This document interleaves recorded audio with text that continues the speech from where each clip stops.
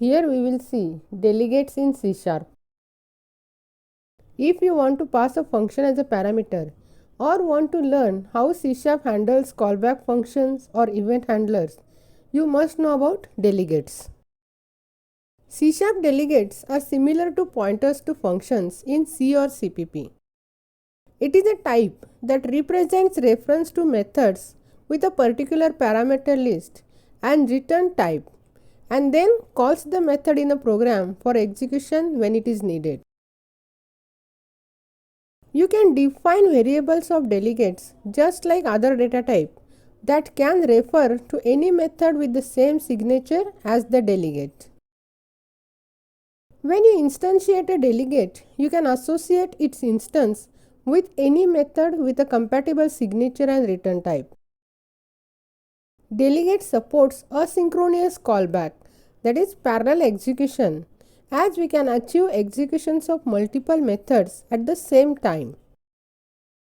You can invoke or call the method through the delegate instance. Delegates are used to pass methods as arguments to other methods. For static method, delegate encapsulates method only, but for instance method, it encapsulates method and instance both. Event handlers are nothing more than the methods that are invoked through delegates.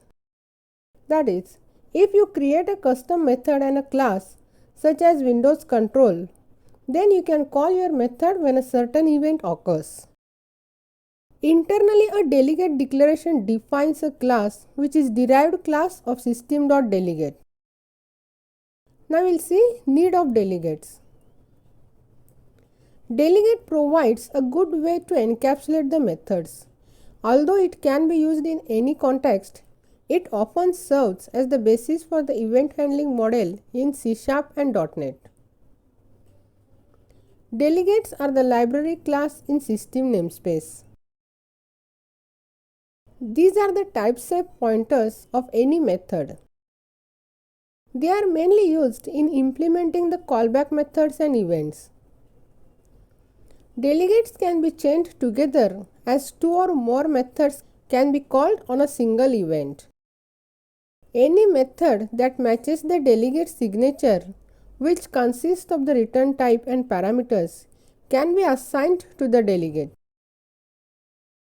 There are 3 steps involved while working with delegates: declare a delegate, set a target method, and then invoke a delegate.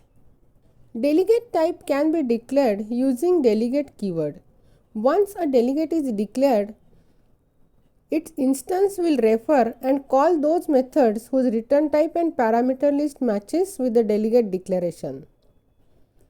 General syntax for defining a delegate is access modifier, then delegate, the return type, delegate name, and parameters. Where access modifier is the required modifier which defines the access of delegate and it is optional to use. Delegate is the keyword which is used to define the delegate. Return type is the type of value returned by the methods which the delegate will going to call. It can be a void. A method must have the same return type as the delegate. Delegate name is the user-defined name or identifier for the delegate. Parameter list contains the parameters which are required by the method when called through delegate. For example, public, delegate, void, myDelegate, and the parameter. Here we have declared the delegate myDelegate with a void return type and string parameter.